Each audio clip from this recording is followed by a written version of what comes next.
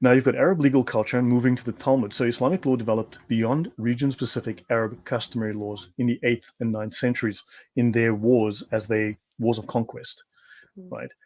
And they started with the jurisprudential bases of the Babylonian Talmud, especially when they went to Iraq. This is where the Jews were well established. There were numerous seminaries, and they started incorporating those ideas. So Jewish and Islamic law are theocratic legal systems, okay, resting on the concept of a divine law revealed to a prophet in a scripture. Yeah. For Jews, that is the Torah. Now, the Torah is the first 5 books of the Old Testament. Now, the Quran very specifically speaks of the Torah. You'll find this in the Torah, but they'll then happily go to any and every other book in the Bible when the Quran specifically refers to the Torah, right? They'll go to anywhere in the Old Testament, outside of that specific reference to the Torah. Yeah. And for Muslims, the Quran. So rabbinic law developed during the first 5 centuries AD, culminating the editing of the Talmud in the 6th century. Now, it distinguishes civil, moral, and ceremonial law. Jewish law has evolved. Jewish law today, no one follows that. No one does any stoning. No one has for 2,000 years, right? So that law of Moses, many of those laws were never enacted. Many of those laws might have been on the books, but never enacted. And also Jewish law. Is this because of the distinguishing between the different elements? Yes, but also if you read other Jewish texts, if you read some, like in the Pirkei Avot, right, they speak of that mankind must evolve towards justice. So we have to move away from barbarity and move towards rationality and justice. Okay. So you don't do stoning because that is barbaric, and we must find better ways.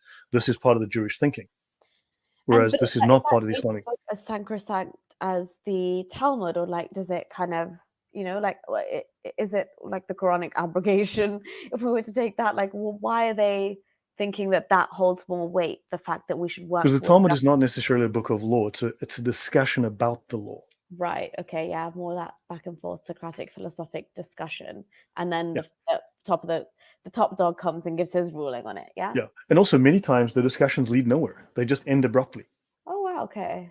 Wow. They'll be talking about horses, then suddenly they'll be talking about selling baskets, and then they'll be talking about pregnant women, and then going back to pregnant cows, and then they'll talk about cartwheels that are too big. Wow. Understand? It's like this. So it's just kind of random sometimes. Okay, now Islamic law developed during the 7th to 9th centuries. The main foundation was laid then, culminating in the classical theory of Islamic jurisprudence. Now, it does not separate mosque and state. It only finished full development in the 14th or 15th centuries. Yeah. So Islamic law took roughly 800 years to 900 years to develop. It did not happen overnight. And that in itself should ring an alarm bell, right? Yeah, exactly. But the thing is, any political, legal system, moral system takes a long time to develop. You don't have a good idea today and then everyone goes, hey, let's all do that. No. Ideas take a long time to entrench themselves in the culture. If you had a better way to, I don't know, do something, not everyone's going to agree with you. Not everyone's going to want to hear about it. You're going to have to force it on people's throats sometimes.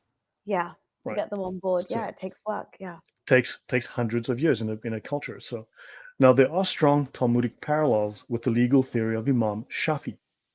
This is the guy from the Shafi school of fiqh. He's the guy that he's the main honcho behind the development of the Sharia. Okay. So there's a borrowing of fundamental concepts from the Talmud Bavli, or the Babylonian Talmud. And this is quite an accepted fact, right? That like a lot, like some of the basics of Sharia have been extracted from the Talmud, some of the Talmud anyway.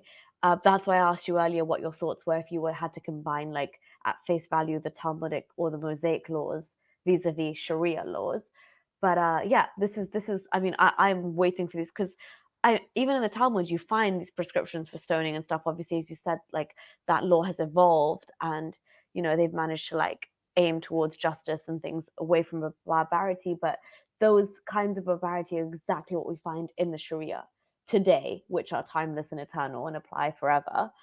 So it has to have come from somewhere. And this is there's a lot of interactions between Muhammad and the Jews anyway, which we find. Yes. And they are depicted in the Hadith. They are recounted in the Hadith. I mean, all over the place. And you'd find actually a lot of places where he's seeing what they're doing and he's seeing their practices play out, and he's doing the complete opposite a lot of the times as well. So given the scarcity of legal provisions in the Quran itself, the Quran doesn't have a lot.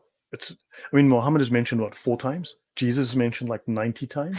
Is it a book about Jesus? Honestly. One has to wonder, right? Yeah. So now the Quran was not intended to be a comprehensive law code. So it was inevitable that they needed to develop a legal system, especially as they became an empire. And once we start talking about dawah, you'll see that dawah is about building an empire.